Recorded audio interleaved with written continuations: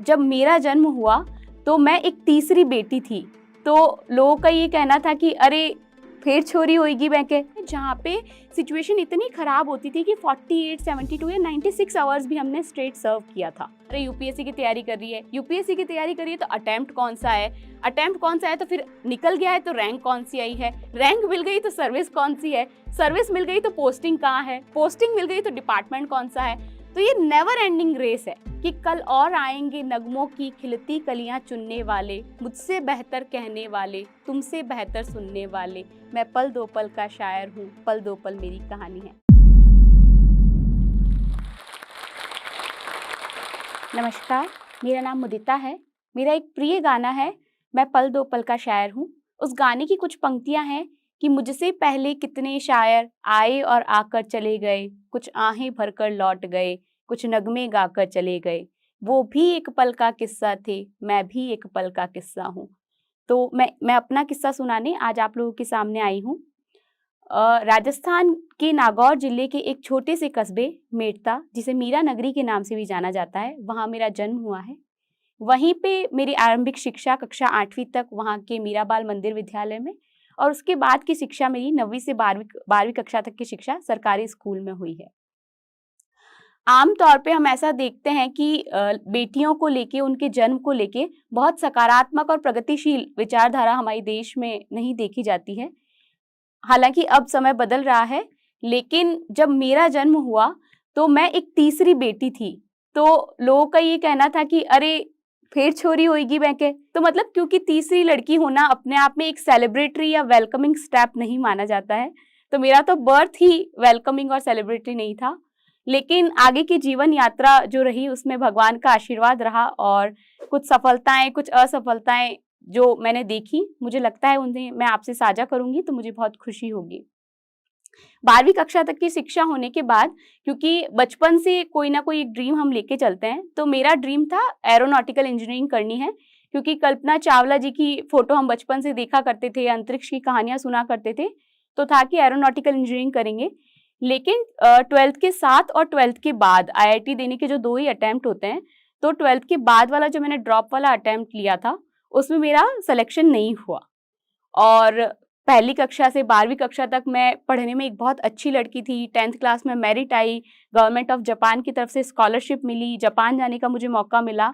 तो मेरी लाइफ में ये पहला सेटबैक था जहाँ पे मैंने क्लास में फर्स्ट पोजीशन से सीधा एक डाउनफॉल देखा कि जिस एग्जाम की आप प्रिपरेशन कर रहे हो उस एग्जाम में आपको सक्सेस नहीं मिली है। तो पहली बार मुझे लाइफ में फेलियर का मतलब पता चला, और उसी सब ड्यूरेशन में लगा कि अब आगे क्या करें, आईआईटी में तो सिलेक्शन नहीं होगा। तो क्योंकि 12th क्लास में मेरे पास मैथ्स और बायो दोनों सब्जेक्ट थे, एडिशनल बायो मैंने ले रखी थी, बट बहुत ज़्यादा बायो का नॉलेज मुझे नहीं था, क्योंकि एडिशनल सब्जेक्ट होने की वजह से कभी बहुत ज़्यादा फोकस नहीं कर पाई थी मैं उस पर। लेकिन बाद में ये डिसीजन लिया गया कि बायो लेना भी एक अच्छा डिसीजन हो सकता है, क्यों ना बायो लेके और नीट की तैयारी की जाए। और जिस साल मैंने प्रिपरेशन स्टार्ट की थी उसी साल नीट का पहली बार कंसेप्ट आया था, उससे पहले आरपीएमटी और एआईपीएमटी हुआ करते थे। तो ये भी एक बड़ा चैलेंजिंग डिसीजन था कि नया एग्जाम होने वाला है, जिसके पैटर्न के बारे में कोई नॉलेज नहीं है, पेपर कैसा आएगा इस सब के बारे में कोई नॉलेज नहीं है। लेकिन मेरे फादर और मेरे पापा के कुछ स्टूडेंट्स थे जो डॉक्टर थे, उन लोगों ने मिलकर डिसाइड किया कि पढ़ने में ठीक है तो थोड़ी मेहनत करेगी, थोड़ा हम लोग सपोर्ट करेंगे, गाइड करेंगे, तो हो सकता है निकाल ले। तो मैंने नीट की तैयारी स्टार्ट की। पहली बार एकदम एकदम बेसिक से मैंने पढ़ना शुरू किया। 11th और 12th की बायो, मैंने जो 12th का एग्जाम दिया वो बिल्कुल ऐसे ही प्रीवियस ईयर के क्वेश्चन पेपर सॉल्व करके दे दिया था, तो कंसेप्चुअल नॉलेज मुझे बिल्कुल नहीं थी। तो जो नीट के अभ्यर्थी भी तैयारी कर रहे हैं उनको भी मैं कहना चाहती हूँ कि मैंने जब तैयारी शुरू की मुझे बेसिकली कुछ भी नहीं आता था, लेकिन 11th और 12th दोनों की बायो मैंने एक ही साल में पढ़ी। एक ही साल में मैंने उसी साल फिजिक्स केमिस्ट्री भी पढ़ी नीट के लिए। और उस साल ये दिक्कत थी कि बायो की जो एनसीईआरटी थी वो नई एनसीईआरटी थी, तो हिंदी की एनसीईआरटी में स्पेशली बहुत ज़्यादा दिक्कतें थी। तो मैं हिंदी माध्यम की छात्रा रही 12वीं कक्षा तक, तो कभी बहुत ज़्यादा इंग्लिश पढ़ने का या बहुत ज़्यादा ऐसा कि इंग्लिश पर फ्लुएंट कमांड हो ऐसा नहीं था। लेकिन तब मुझे समझ में आया एनसीईआरटी को पढ़ के कि ये तो दिक्कत होगी, पेपर में क्वेश्चन गलत हो सकता है हमारा।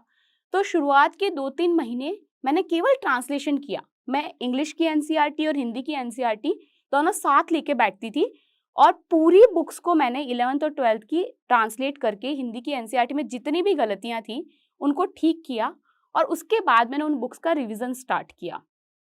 तो जो नीट के अभ्यर्थी हैं उनके लिए मेरा मैसेज ये है कि अगर एक साल में मैथ्स बैकग्राउंड से आकर बायो में मैं पढ़ सकती हूँ और उस साल फिर मुझे 6000 ऑल इंडिया रैंक हासिल हुई और राजस्थान का सेकंड टॉपर जो कॉलेज आमतौर पे कहा जाता है डॉक्टर एसएन मेडिकल कॉलेज, उसमें मेरा सिलेक्शन हुआ और मैंने गवर्नमेंट कॉलेज से एमबीबीएस की। तो यहाँ तक की यात्रा में कभी भी यूपीएससी मेरा एक बहुत जो कहें कि एक दृढ़ संकल्प नहीं था। बैक ऑफ द माइंड हमेशा, जैसे क्योंकि हर बच्चे की स्टोरी होती है कि उनके स्कूल में डिस्ट्रिक्ट मजिस्ट्रेट आते हैं या फिर किसी कार्यक्रम में उनको देखा होता है, तो कहीं ना कहीं वो एक प्रेरणा के रूप में रहते हैं। वो मेरी भी थी प्रेरणा, लेकिन कभी उस तरीके से उस प्लान को दिशा देने के बारे में कभी सोचा नहीं था। लेकिन जैसे जैसे मैं कॉलेज में आई, मैंने कॉलेज की एक्स्ट्रा करिकुलर एक्टिविटीज़ में पार्टिसिपेट करना शुरू किया। फिर मैं कॉलेज की स्टूडेंट काउंसिल में लिटरेरी सेक्रेटरी बनी। तो वो एक ऐसा टाइम था जब मैंने एडमिनिस्ट्रेशन को नज़दीक से देखा, क्योंकि डिपार्टमेंट्स के साथ और स्टूडेंट्स के साथ आप जब स्टूडेंट लीडरशिप में होते हो तो कई सारी ऐसी चीज़ें होती हैं जिनमें आपको बैलेंस बनाना पड़ता है। एडमिनिस्ट्रेशन की क्या कार्यप्रणाली होती है उसको आप देखते हो। तो वो कार्य करते करते एक साल मुझे ऐसा रियलाइज़ हुआ, उसमें मैंने कुछ ऐसे डिसीजंस लिए जो मुझे लगता है टफ डिसीजंस थे। कुछ ऐसे मैंने परसुएशन वाले जो है लोगों को काम करवाए। तो मुझे लगता है कि उन सब की वजह से एक कहीं न कहीं सेल्फ आइडेंटिफिकेशन या सेल्फ रियलाइजेशन की भावना जो है वो तब मेरे में आई और मुझे लगा कि मैं ज़्यादा फिट हूँ एडमिनिस्ट्रेटिव स्किल्स के लिए, बजाय कि सिर्फ मेडिकल में रहने के। तो उसके बाद जैसे मेरा 3rd ईयर फाइनल ईयर आते-आते ये डिसीजन लिया गया कि मुझे सिविल सर्विसेज की तैयारी करनी चाहिए। तो 2013 का नीट क्लियर करने के बाद मार्च 2019 में मेरा जो है एमबीबीएस कंप्लीट हुआ इंटर्नशिप के साथ और तब मैंने तैयारी शुरू की। उसी साल मेरे कई साथी लोगों ने भी तैयारी शुरू की, तो 2 जो है डिफरेंस बहुत बड़े थे। एक तो मेरे साथ, क्योंकि एमबीबीएस इंग्लिश में होती है और ये भी होता है कि 6 साल पढ़ते-पढ़ते आपकी अंग्रेजी भाषा पर पकड़ ठीक-ठाक हो जाती है, चाहे आप हिंदी माध्यम की भी हैं, अगर आप किताबें ढंग से पढ़ते हैं तो आपकी पकड़ हो जाती है। तो एक तो ये कि कौन से माध्यम का चयन किया जाए, हिंदी माध्यम से पेपर दिया जाए या इंग्लिश माध्यम से, अंग्रेजी माध्यम से पेपर दिया जाए। तो इसका डिसीजन मेरे लिए थोड़ा टफ डिसीजन था, क्योंकि मैं आदर्श विद्या मंदिर स्कूल से पढ़ी हूँ, तो उस वजह से हिंदी भाषा पर मेरी पकड़ बहुत अच्छी थी। कॉलेज में भी मैंने कई सारी हिंदी प्रतियोगिताओं में, डिबेट में, भाषणों में, इन सब में, कविताओं में, इन सब में हिस्सा लिया था। तो हमेशा से ये था कि हिंदी पर पकड़ अंग्रेजी से तो ज़्यादा ही अच्छी है। लेकिन मेरे साथ वाले सब लोगों ने इंग्लिश मीडियम को ऑप्ट किया। तो उन सब से एक अलग डिसीजन लेना, और खासकर तब ये जो समय था हिंदी माध्यम के लिए 2016-17 से लेके और 20-21 तक का समय हिंदी माध्यम के लिए परिणाम की दृष्टि से बहुत ही अनुकूल समय नहीं था। तो उन विषम परिस्थितियों में ऐसा डिसीजन लेना भी कहीं ना कहीं लग रहा था खुद के पैर पे कुल्हाड़ी मारने वाला डिसीजन तो नहीं है, बट वो होता है कि आपकी अंतरात्मा जो कहती है, मुझे लगता है हर इंसान को वही सुनना चाहिए। मुझे मेरी अंतरात्मा हमेशा ये कहती थी कि मेरा सिलेक्शन हिंदी मीडियम से हो सकता है। तो फिर मैंने हिंदी को माध्यम चुना, और क्योंकि मेरी बचपन से ही कविताओं में रुचि थी तो मैंने हिंदी साहित्य को मेरा ऑप्शनल विषय चुना।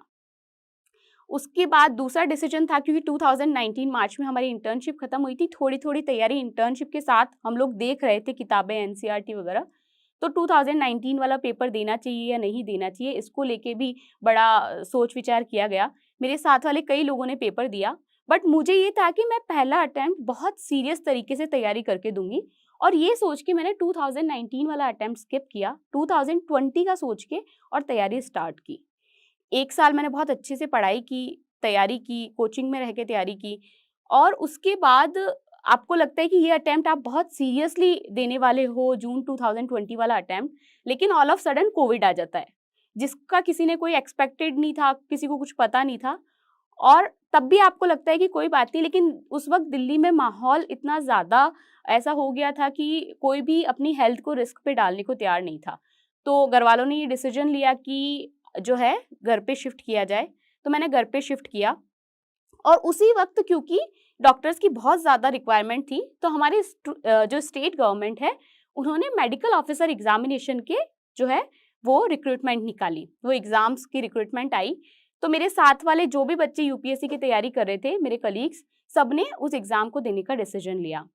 तो उस पेपर में कुछ गलतियाँ हुई, कुछ बार-बार पेपर होने की वजह से 2-3 बारी वो पेपर रीशेड्यूल हुआ और फाइनली पता चलता है कि मेरा उस पेपर में भी नहीं हुआ, क्योंकि 1 साल आप मेडिकल साइंस से बहुत दूर रह गए हो और 1-2 महीने में पढ़ के आप उसको उतना रिकवर नहीं कर पाए, सिलेबस को कवर नहीं कर पाए कि आप मेडिकल ऑफिसर के लिए गवर्नमेंट एग्ज़ाम में मैं 1 या 2 मार्क्स से, बहुत कम क्वेश्चन से मिस कर दिया मैंने उस पेपर को। तो ये भी अपने आप में एक तनाव उस वक़्त था कि आपने गवर्नमेंट कॉलेज से एमबीबीएस की है, थ्रू आउट कॉलेज आप एक अच्छे स्टूडेंट रहे हो, हमेशा आपने अच्छे मार्क्स स्कोर किए हैं, बट अब आपका रिक्रूटमेंट जो है वो बहुत कम मार्क्स से मिस हो गया है। लेकिन उस वक़्त ये था कि अभी सर्व करना ज़्यादा इम्पोर्टेंट है, तो कैसे सर्व किया जाए? और जब आपके आस-पास वाले कमा रहे होते हैं, तो थोड़ा आपको ये भी स्ट्रेस होता है कि ये सब लोग जो हैं अर्न कर रहे हैं, हम अर्न नहीं कर रहे हैं, ये सब लोग सर्व कर रहे हैं, हम सर्व नहीं कर रहे हैं। तो उस वक़्त मैंने ये डिसाइड किया कि मेरी प्रिपरेशन जो है उसको एक बारी आगे खिसकाया जाए, पोस्टपोन किया जाए, और उस प्रिपरेशन को मैंने पोस्टपोन करके ये डिसीजन लिया कि क्योंकि कोविड में ज़्यादा इम्पोर्टेंट है ह्यूमैनिटी को सर्व करना, और एडमिनिस्ट्रेशन में भी जब हम जाते हैं तो हमारा पर्पस यही होता है कि हम ह्यूमैनिटी को सर्व करें। एडमिनिस्ट्रेशन जो सिविल सर्विसेज है वो जॉब नहीं है, वो सर्विस है, तो लोगों को सर्व करना उसका पर्पस है। तो मुझे लगा कि मेरे पास ऑलरेडी एक ऐसी स्किल है जिसके माध्यम से मैं लोगों को सर्व कर सकती हूँ। तो मैंने जयपुर के एक कॉर्पोरेट हॉस्पिटल में अप्लाई किया और वहाँ पे मैंने सर्व करना स्टार्ट किया। तो कोविड की जो सेकेंड वेव थी, वो सेकेंड वेव में मैंने पूरा सर्व किया, और उस वक्त ये जो प्रिपरेशन वाला एस्पेक्ट है वो पूरा मेरा छूट गया था, क्योंकि एक तो हॉस्पिटल के जो ड्यूटी आवर्स होते थे मेरे, वो 24 आवर्स के यूजुअल साइकिल होता था, और कई बार हमने ऐसे दिन भी देखे हैं जहाँ पे सिचुएशन इतनी खराब होती थी कि 48, 72 या 96 आवर्स भी हमने स्ट्रेट सर्व किया था। तो उस सिचुएशन में एक तो खुद की प्रिपरेशन को छोड़ना वो एक तनाव का कारण था, और दूसरा उसके साथ तनाव का कारण था कि अपने आसपास बहुत यंग लोगों की डेथ देखना, और जो अनएक्सपेक्टेड आपको लग रहा है इस मिनट ये लोग सरवाइव कर जाएंगे, अगले ही मिनट उनको अपनी आंखों के सामने जाते देखना, तो वो फेज अपने आप में हम डॉक्टर्स के लिए, हेल्थ केयर वर्कर्स के लिए भी एक टफ फेज था। तो धीरे धीरे उस फेज से बाहर हम लोग निकले और फिर तैयारी करना शुरू किया, फिर डिसीजन लिया कि इस बार का अटेम्प्ट दिया जाए, बट क्योंकि हॉस्पिटल के साथ चीज़ें मैनेज नहीं हो पाई, तो जो दूसरा अटेम्प्ट भी था 2021 वाला, वो अटेम्प्ट भी प्रीलिम्स नहीं लिखा। तो दोनों अटेम्प्ट 2020 और 2021 वाले मेरे अटेम्प्ट जो थे वो मेरे हेल्थ सेक्टर के साथ साथ चले, और दोनों अटेम्प्ट में मैं प्रीलिम्स नहीं निकाल पाई। फिर क्योंकि 2-3 साल हो गए थे प्रिपेयर करते करते, 21 आ गया था 2019 से, तो ये लग रहा था कि इस तरीके से जॉब के साथ, तो सर्विस के साथ, हेल्थ सेक्टर की सर्विस के साथ मैनेज नहीं हो पाएगा। तो ये डिसीजन लिया गया कि इसको छोड़ा जाए और एक बारी फुल टाइम जो है प्रिपरेशन को टाइम दिया जाए। बट ये डिसीजन लेते लेते मैंने इतनी देर कर दी कि मई 2022 में एग्जाम था, और ये डिसीजन लेते लेते ऑलरेडी मार्च 2022 आ गया था। तो 2 ही महीने बचे थे प्रीलिम्स में, बट ये सोचा कि कोई बात नहीं, अब 2 महीने बचे हैं तो 2 ही महीने अच्छे से लग के पढ़ा जाए, क्योंकि पहले थोड़ा पढ़ रखा है, तो जितना ज़्यादा मेहनत इस बार कर लेंगे एग्ज़ाम निकल जाएगा। उन 2 महीने मैंने लाइब्रेरी ज्वाइन की, और फिर वहाँ की डे लाइब्रेरी, मैं हमेशा रात को पढ़ने वाली हूँ, लेकिन मुझे दिन की लाइब्रेरी, जयपुर में दिन की ही लाइब्रेरी मिली, वहाँ रात को लाइब्रेरी अवेलेबल नहीं थी, तो खुद को वापस रीशेड्यूल करना, उस बायोलॉजिकल क्लॉक को रीशेड्यूल करना। लेकिन उस अटेम्प्ट में मैंने उन सारी, हर अटेम्प्ट में 2020 और 21 के अटेम्प्ट में मैं हर बार ये सोचती रही कि कैसे भी करके अगर मैंने प्रीलिम्स निकाल भी लिया तो मेरी इतनी तैयारी तो नहीं है कि मेरा मेंस निकल जाए, और यही सोच के मैंने प्रीलिम्स में कभी फुल एफर्ट्स नहीं लगाए। लेकिन जब 2022 वाला मैंने अटेम्प्ट दिया, मैंने इस बार अपनी अप्रोच को चेंज किया। मैंने ये सोचा कि कोई बात नहीं, मेंस की प्रिपरेशन नहीं है तो कोई बात नहीं, इस बार प्रीलिम्स निकाला जाए, फिर देखा जाएगा, प्रीलिम्स और मेंस के बीच देखा जाएगा कि कितना हम प्रिपेयर कर पाते हैं। क्योंकि मेरे साथ एक पॉजिटिव चीज़ ये थी कि 2019-20 में जब 1 साल मैंने अच्छे से पढ़ाई की थी, तब मैंने खूब अच्छे से आंसर राइटिंग की थी, और मेरा ऑप्शनल भी मैंने तैयार किया था। लेकिन उस सबको 2-3 साल हो गए थे, प्रीलिम्स का रिजल्ट आया, मेरा प्रीलिम्स का एग्ज़ाम निकल गया, बट अब सबसे बड़ा चैलेंज था कि मेंस को कैसे साधा जाए। तो ये समझ में आया कि हिंदी माध्यम से अगर आप हैं तो आपका ऑप्शनल, आपका इथिक्स का पेपर और आपका एसे का पेपर, ये जो है अच्छे पेपर होने चाहिए, क्योंकि ये चारों पेपर आपको अच्छा स्कोर करवा सकते हैं। तो यही सोच के फिर मैंने मेंटरशिप प्रोग्राम का मैं हिस्सा बनी, सर की गाइडेंस में, विकास सर की गाइडेंस में, मेंटर सर के गाइडेंस में मैंने प्रीलिम्स का एग्ज़ाम जो है वो क्लियर करके मेंस की तैयारी करना शुरू किया। उसमें भी कई ऐसी परिस्थितियाँ थी, मेरी फैमिली रिस्पॉन्सिबिलिटीज़ थी, मेरे दादाजी बहुत बीमार थे, तो मेरी जो पर्सनल लाइफ़ है उसमें भी मैं बहुत डिस्टर्ब चल रही थी। तो कई सारी ऐसी सिचुएशन थी जिससे लग रहा था कि मेंस का एग्ज़ाम तो नहीं निकल पाएगा।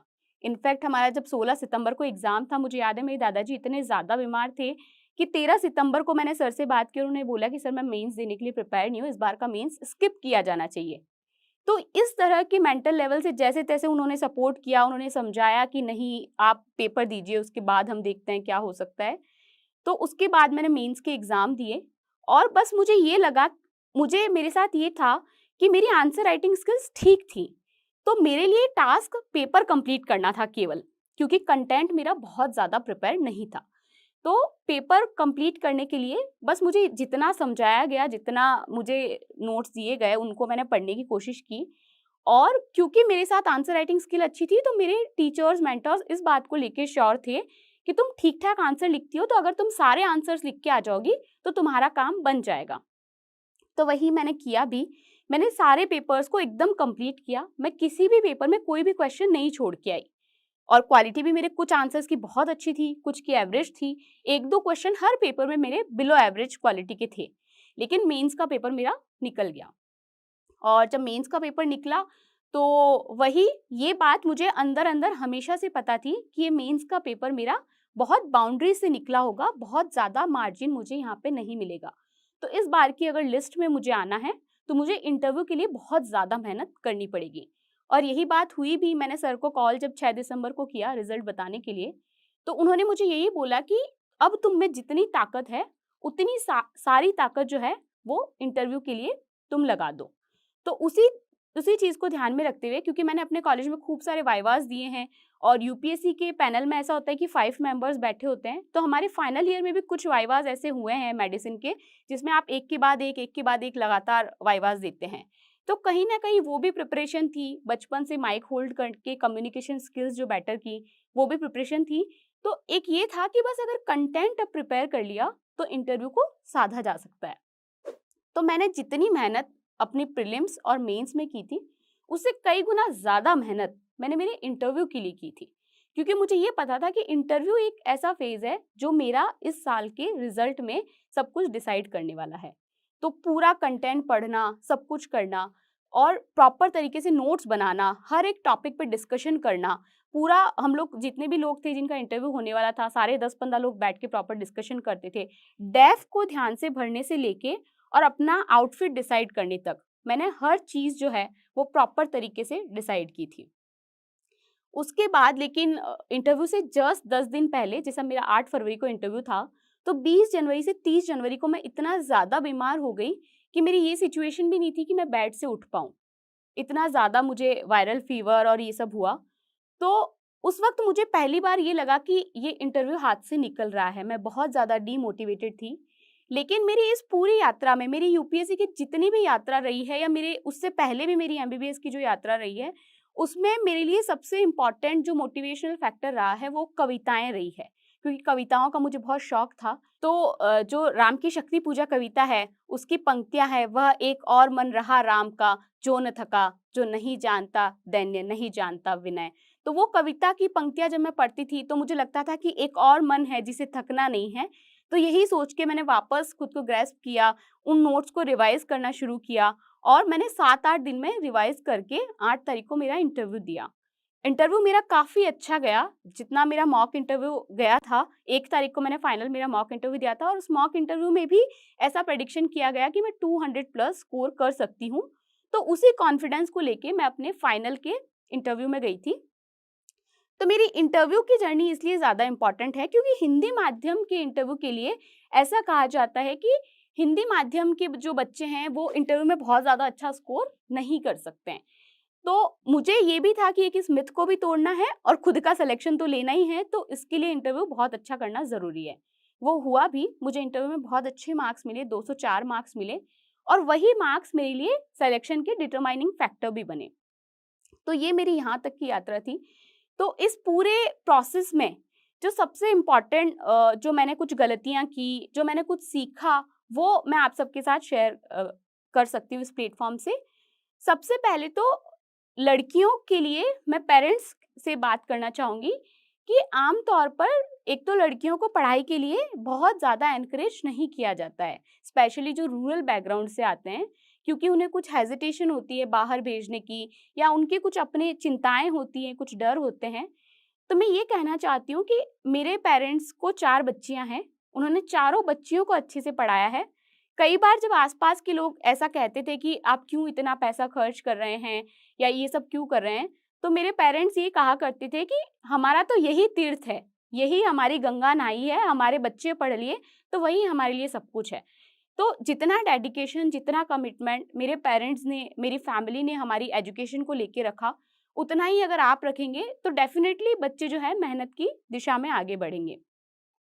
दूसरा मैं बच्चों से ये कहना चाहती हूँ जो तैयारी कर रहे हैं उस फेज़ में हैं, अगर आपको मौका मिला है तो प्लीज़ सीरियसली प्रिपेयर करें, क्योंकि आपको अपॉर्च्युनिटी दी गई है, वो अपॉर्च्युनिटी आपको बार-बार नहीं दी जाएगी। और इतना मैं दावे से कह सकती हूँ, अगर आप एक सीरियस एस्पिरेंट हैं, अगर आप जेन्युइनली प्रिपेयर कर रहे हैं, सिंसियरली प्रिपेयर कर रहे हैं, तो कोई पेरेंट्स ऐसे नहीं है जो आपको पढ़ने से रोकेंगे। ये कहना कि हमारी फैमिली सपोर्टिव नहीं है, हाँ, कुछ मामलों में सिचुएशन एडवर्स होती है, वो बात भी ठीक है, लेकिन हमारा खुद का मेहनत करना बहुत ज़्यादा ज़रूरी है। तीसरा ये कि कुछ लोग अपनी लाइफ में ऐसे रखें जो आपको उन समय पे मोटिवेट कर सकें जब आप बहुत ज़्यादा डीमोटिवेटेड हैं। पहली बात तो ये कि जब डीमोटिवेटेड हों तो उसको एक अननेसेसरी बर्डन का हिस्सा ना बनाएं, क्योंकि आप प्रिपरेशन फेज में हैं, सारे दिन आपके अच्छे नहीं होने वाले हैं, कभी लाइफ एकदम परफेक्टली स्मूथली नहीं चलने वाली है। तो वो दिन जब आप मोटिवेटेड हैं, ज़्यादा अच्छा पढ़ें। वो दिन जब आप डीमोटिवेटेड हैं, ये सोच के पढ़ें कि आज का मेरा पूरा दिन वेस्ट हो जाएगा। और अपने आस-पास कुछ ऐसे लोग रखें, जो आपको अपनी स्ट्रेंथ के बारे में याद दिलाएँ। जैसे मेरी जो बेस्ट फ्रेंड थी, उसको मैं अक्सर कॉल किया करती थी और मैं उसको बोलती थी कि, "तुम मुझे बताओ और कॉलेज में मैंने क्या अच्छा किया?" या फिर जब मैं 10th में मेरिट में आई थी, तो कई बार मेरे घरवाले वो जो न्यूज़पेपर की कटिंग्स है, उसकी फ़ोटो मुझे भेजा करते थे। मेरी फैमिली मुझे ये सपोर्ट किया करती थी कि तुम्हारी चिंता सिर्फ प्रिपरेशन की है, रिजल्ट तुम्हारा ठीक ही आएगा, हमें पूरा विश्वास है। मेरे भाई-बहनों ने मुझे बहुत ज़्यादा सपोर्ट किया, मेरे टीचर्स, मेंटर्स हमेशा मुझे यही कहते थे कि तुम निकल जाओगी। तो ऐसे लोग जो आपकी सकारात्मक पक्ष को जानते हैं और आपके लिए एक क्रिएटिव क्रिटिसिज्म आपका रखते हो, जो आपकी आलोचना करें, लेकिन आप में सुधार की दृष्टि से आलोचना करें, ऐसे लोगों को अपने आस-पास रखें, तो आपकी यात्रा ज़्यादा अच्छी होगी। और इसके बाद मैं यही कहना चाहूँगी कि 3, 4, 5 गलतियाँ जो मैंने की, वो गलतियाँ आप लोग ना करें। पहला ये है कि प्रिपरेशन की प्रॉपर स्ट्रैटेजी नहीं बनाना। मेरे कोई भी बैकग्राउंड में ऐसा व्यक्ति नहीं था जो मुझे सिविल सर्विसेज़ के लिए हेल्प कर सके, तो मैं शुरू से मेरी स्ट्रैटेजी बहुत ज़्यादा ढंग से नहीं थी। मैंने प्रीवियस ईयर क्वेश्चन पेपर्स को नेग्लेक्ट किया, मैंने न्यूज़पेपर रीडिंग्स ढंग से नहीं की। कभी मैंने टेस्ट सीरीज के तौर पे आंसर राइटिंग नहीं की, क्लासेस में की बट कभी टेस्ट सीरीज के तौर पे आंसर राइटिंग नहीं की। और मैंने कभी रेफरेंस बुक पे मैंने पहले और दूसरे अटेम्प्ट में तो ध्यान ही नहीं दिया। तो ये 3-4 चीज़ें ऐसी हैं जो हर एस्पिरेंट फॉलो करते हैं, answer writing, test series, newspaper, reference books. तो इनको इग्नोर करके, previous year question paper, syllabus, इनको इग्नोर करके आप कभी भी सक्सेसफुल नहीं हो सकते हैं, इस बात को ध्यान रखें। दूसरा ये कि आप जब प्रिपरेशन स्टार्ट करें, 2-3-4 लोग, कोई भी जिनसे आपका बैकग्राउंड मैच हो रहा है या जिनसे आपको लगता है कि इनकी अप्रोच मेरी अप्रोच से थोड़ी ठीक-ठाक है, उनको देख के आप जो है अपना स्टार्ट करें। और एक बार जब आपने स्ट्रैटेजी बना ली है, तो स्ट्रैटेजी के में बहुत ज़्यादा चेंजेस ना करें। उस स्ट्रैटेजी पे स्टिक रहें। हो सकता है वो 100% परफेक्ट ना हो, बट वो 80-90% भी ठीक है, तो आपका काम हो जाएगा। और स्ट्रैटेजी पे फोकस करने के बाद आपको कंसिस्टेंसी मेंटेन करनी है। 365 दिन ऐसे नहीं होंगे जब आपका पढ़ाई करने का मन करे, लेकिन हर दिन आपको कम से कम आधा घंटा, 1 घंटा, अगर बिल्कुल पढ़ने का मन नहीं कर रहा है, तब भी आपको 1 घंटा बुक तो लेके बैठना ही है। तो ये मेरी तरफ से आपको है। गलतियाँ क्या करते हैं हम? सोशल मीडिया अपने आप में एक बहुत बड़ा डिस्ट्रैक्शन है। तो एस्पिरेंट्स को मैं यही कहना चाहूँगी कि सोशल मीडिया जैसे एक बहुत आजकल प्रोवर्ब चलता है कि scrolling is a new smoking. तो जितना स्मोकिंग का एडिक्शन होता है उतना हमें इंस्टाग्राम की रील्स, यूट्यूब की रील्स को स्क्रॉल करने का एडिक्शन है। तो अपना जो ध्यान है उन रील्स को स्क्रॉल करने पर वेस्ट ना करें। दूसरों की रील्स देखें, अच्छी बात है, लेकिन ये कोशिश करें कि आप स्वयं सक्सेसफुल हों, ताकि आप उस मुकाम पे पहुंचे जहां आप किसी और को देख के आज खुश हो रहे हैं। दूसरा, सोशल मीडिया के अलावा दूसरा ये कि पर्सनल लाइफ में बहुत ज़्यादा डिस्ट्रैक्शन होना, तो उसमें मैं यही कहूँगी कि ये जो एज है वो डिस्ट्रैक्शन वाली एज है, लेकिन ये सारी चीज़ें साइमल्टेनियसली चलती रहेंगी। आपकी जो पढ़ाई है, जो आपके करियर के जो गोल्डन ईयर्स हैं, ये कभी दोबारा नहीं आएंगे। और 12th के बाद के ये जो आपके 3-4-5 साल है, ये 3-4-5 साल आपके अगले 30-40 साल डिसाइड करते हैं। तो अपना सारा ध्यान जो है अपनी पढ़ाई पर दें। उसके बाद मैं ये कहना चाहूँगी कि क्रिटिसिज्म से बहुत ज़्यादा अफेक्ट ना हो, क्योंकि कुछ लोग ही केवल ऐसे होते हैं जो क्रिटिसिज्म हमारा इम्प्रूवमेंट के लेवल से करना चाहते हैं, इम्प्रूवमेंट की दृष्टि से करना चाहते हैं। उसके अलावा मैक्सिमम लोग जो है उनका क्रिटिसिज्म हमें नेगेटिवली अफेक्ट करता है। तो उस क्रिटिसिज्म से बचें, उनसे, ऐसे नकारात्मक लोगों से दूर रहें। और इसके अलावा मेरा यही कहना है कि पहले तो अपना जो माध्यम है, हिंदी माध्यम के विद्यार्थियों के लिए मैं इस विशेष रूप से कहना चाहूँगी कि अपनी माध्यम या अपनी रीजनल जो लैंग्वेज है, उसके लिए अपने मन में कुछ भी कुंठाएँ ना रखें। आप ये ना सोचें कि मेरी भाषा जो है वो अच्छी नहीं है या इससे रिज़ल्ट नहीं आता है। उसमें आपको 2 बातों का ध्यान रखना है विशेष तौर पे। पहला तो ये कि आप जिस भी भाषा से एग्ज़ाम दे रहे हैं, उस भाषा पर आपकी पकड़ अच्छी होनी चाहिए। आप अगर हिंदी से एग्ज़ाम दे रहे हो और हिंदी में अशुद्धियाँ लिख रहे हैं, तो वो बात ठीक नहीं है। आप अपनी उस भाषा पे पकड़ रखें, अच्छी हैंडराइटिंग बनाएँ। और दूसरा कि उस रीजनल भाषा पे रहते हुए भी हमें अंग्रेजी से वैमनस्य नहीं रखना है। कम से कम आप अपनी अंग्रेजी भाषा को इतना सक्षम रख लें कि आप पेपर में, जब फाइनल पेपर में हिंदी और इंग्लिश ट्रांसलेशन देखें तो दोनों को समझ के उस क्वेश्चन को कॉम्प्रिहेंड करने में कैपेबल हों। ये सबसे इम्पॉर्टेंट चीज़, आजकल सीसैट को लेके एक बहुत डर जो है वो चल रहा है। तो एक डिबेट बार-बार आती है कि नॉन मैथ्स बैकग्राउंड वाले बच्चों को क्या करना चाहिए। तो उनके लिए मैं ये कहना चाहूँगी कि आप यूपीएससी की प्रिपरेशन में अब आ चुके हैं। तो यहाँ पे सारे सब्जेक्ट तो वो नहीं है जो आपने पहले पढ़े हैं। इकोनॉमी पहले नहीं पढ़ा होगा, सबने ज्योग्राफी पहले नहीं पढ़ा होगा। तो जब आप इस प्रिपरेशन में आ गए हैं, तो सारे सब्जेक्ट इक्वली इम्पॉर्टेंट है। तो सीसैट की जो मैथ्स है, रीजनिंग है, उसको भी एक कंप्लीट सब्जेक्ट की तरह आप लें, क्योंकि उसको भी प्रिपेयर करना उतना ही ज़्यादा इम्पॉर्टेंट है। मैं अपने आसपास के कई सारे ऐसे लोगों को जानती हूँ जिनके लगातार 3-3 4-4 साल से जीएस की कट ऑफ से 20-20 30-30 नंबर ऊपर हैं, लेकिन सीसैट में हर बार 1-1 2-2 3-3 नंबर से रह जा रहे हैं। तो सीसैट को थोड़ा सीरियसली लें। एक जेन्युइन मैथ्स स्टूडेंट की तरह आप उस मैथ्स को प्रिपेयर करें। और अंत में मैं यही कहना चाहूँगी कि ये जो संघर्ष यात्रा है, ये कभी खत्म नहीं होने वाली है। क्योंकि जैसे मेरा ही अगर देखें, तो जब मैं 10th क्लास में पास हुई तो कितने परसेंट आए, जब परसेंट पता चले तो मेरिट में कौन सा रैंक है, फिर आईआईटी में नहीं हुआ तो अरे आईआईटी में नहीं हुआ, फिर जब नीट में हो गया तो अरे रैंक कितनी है, रैंक पता चली तो कॉलेज कौन सा मिलेगा, कॉलेज अच्छा मिल गया तो अरे यूपीएससी की तैयारी कर रही है, यूपीएससी की तैयारी करिए तो अटेम्प्ट कौन सा है, अटेम्प्ट कौन सा है तो फिर निकल गया है तो रैंक कौन सी आई है, रैंक मिल गई तो सर्विस कौन सी है, सर्विस मिल गई तो पोस्टिंग कहाँ है, पोस्टिंग मिल गई तो डिपार्टमेंट कौन सा है। तो ये नेवर एंडिंग रेस है। लाइफ में हमें इस रेस में फंसना नहीं है। केवल जहां भी आप तैयारी कर रहे हैं, जिस भी आप मुकाम पर हैं, चाहे आप कोई भी सर्विस कर रहे हो, वहां अपना बेस्ट दें और छोटी से छोटी सर्विस में इतना कंट्रीब्यूट करें कि जब आप उस पद को छोड़ें या जब आप उस पद से स्थानांतरित हों, तो कोई भी व्यक्ति जो है वो ये याद करे कि उन्होंने ऐसा काम किया था। तो वो ज़्यादा इम्पॉर्टेंट है। और अंत में मैं यही कहना चाहूँगी कि ये प्रिपरेशन जो है, इसकी जो जर्नी है, वो कभी-कभी हमें डीमोटिवेशन से एंजाइटी और डिप्रेशन तक भी पहुँचा देती है। तो अपनी मेंटल हेल्थ पे फोकस करें, क्योंकि मैंने खुद ऐसे दिन देखे हैं जहाँ पे मैं बहुत डिप्रेस थी और एक डॉक्टर होते हुए स्वयं को डिप्रेशन में डायग्नोस करवाना, ये भी अपने आप में एक बहुत टफ टास्क है। खुद साइकेट्रिस्ट के पास जाना, उन मेडिसिन को लेना और तमाम काउंसलिंग और इन सब चीज़ों से निकलना, तो ये एक अपने आप में बहुत टफ चीज़ है। तो अपने आसपास वाले लोगों से बात करें। अगर इस तरह की किसी भी समस्या से आप जूझ रहे हैं तो डॉक्टर की सलाह लें, लेकिन कभी भी निराश ना हो। मेरे आसपास कई ऐसे लोगों की कहानियां हैं जो मेरी कहानी से ज़्यादा प्रेरणास्पद है, जिनके संघर्ष मुझसे ज़्यादा प्रेरणास्पद है।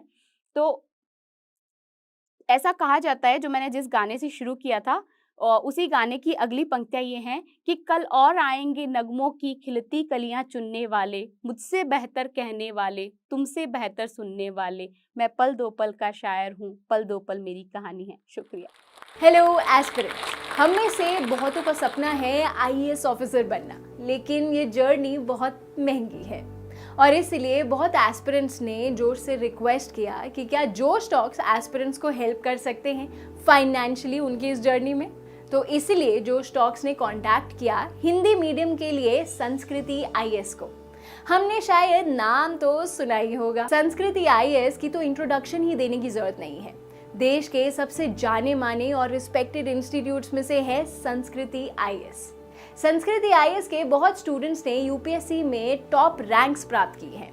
कुछ ही समय में उनकी जोश टॉक्स भी रिलीज होने वाली हैं। तो जोश टॉक्स ने संस्कृति आईएएस को कांटेक्ट किया और रिक्वेस्ट किया कि क्या वो जोश की फैमिली के लिए एक बहुत बड़ी स्कॉलरशिप दे सकते हैं। आज मुझे बहुत ही खुशी है हम सबके साथ ये शेयर करने की कि वो मान गए हैं।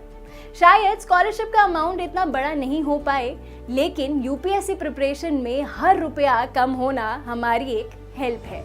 वो जोश की फैमिली के लिए अपने फाउंडेशन कोर्स पे स्कॉलरशिप प्रोवाइड करेंगे, यानी कि वो क्वालिटी की एजुकेशन जिसकी फीस लाखों में जाती है अब हम अफोर्ड कर पाएंगे। ये हेल्प वैल्यूएबल है सबसे ज्यादा हम नए एस्पिरेंट्स के लिए, जिन्हें फाउंडेशन कोर्स करना तो है लेकिन लाखों की फीस हम अफोर्ड नहीं कर सकते। संस्कृति आईएएस का फाउंडेशन कोर्स जो 95,000 का है, वो अब जोश फैमिली में होने के नाते हमें मिल सकता है 70,000 में। जोश टॉक्स ये जानता है कि अभी भी ये फीस 70,000 हम में से बहुत से युवाओं के लिए बहुत ही ज्यादा है और इसलिए जोश टॉक्स हमें और हेल्प करने के लिए दो चीजें कर रहा है। पहली कि ये फीस हम मंथली 4,000 से 5,000 की इंस्टॉलमेंट्स में दे पाएं, और दूसरी कि अगर हम ये फीस अफोर्ड नहीं कर सकते या मंथली 4 से 5,000 की इंस्टॉलमेंट्स देना अफोर्ड नहीं कर सकते, तो हम जोश के साथ शेयर कर सकते हैं कि कौन से इंस्टीट्यूट्स हैं जो बहुत ही अच्छी क्वालिटी की एजुकेशन प्रोवाइड कर रहे हैं बट कम फीस में। जोश इन इंस्टीट्यूट्स को अगले कुछ महीनों में कांटेक्ट करेगा और कोशिश करेगा कि ये इंस्टीट्यूट्स भी मान जाएं जोश की फैमिली को एक बहुत बड़ी स्कॉलरशिप देने के लिए। तब तक जोश फैमिली मेंबर्स की ये स्कॉलरशिप पाने के लिए हम नीचे दिए गए गूगल फॉर्म को फिल कर सकते हैं। जब आपको कॉल आए तो प्लीज ये मेंशन करना मत भूलना कि आप जोश फैमिली के पार्ट हैं, ताकि आपको ये स्कॉलरशिप मिल पाए। जोश टॉक्स को बहुत गर्व है कि अब एस्पिरेंट्स को जोश सिर्फ कहानियों से नहीं बल्कि असलियत में फाइनेंशियली सपोर्ट कर पा रहा है। जोश टॉक्स का सपना कभी भी सिर्फ टॉक्स बनाना नहीं था। जोश का मानना है कि हम सब में एक काबिलियत है अपनी जिंदगी में कुछ बड़ा हासिल करने की, मगर जिंदगी की कुछ परिस्थितियां हमें अपने अंदर के टैलेंट को बाहर नहीं निकलने देती। लेकिन अब कम से कम हमारी फाइनेंशियल स्थिति हमें अपने आईएएस बनने के सपने से रोक नहीं सकती। जोश टॉक्स एक बड़े भाई या बड़ी बहन की तरह हर वक्त हम सबको जिंदगी में आगे लेके जाने के प्रयास में लगा रहेगा। आप बस जाके अपना 100% दीजिए, एक भी दिन जाया ना होने दें, बाकी जोश संभाल लेगा।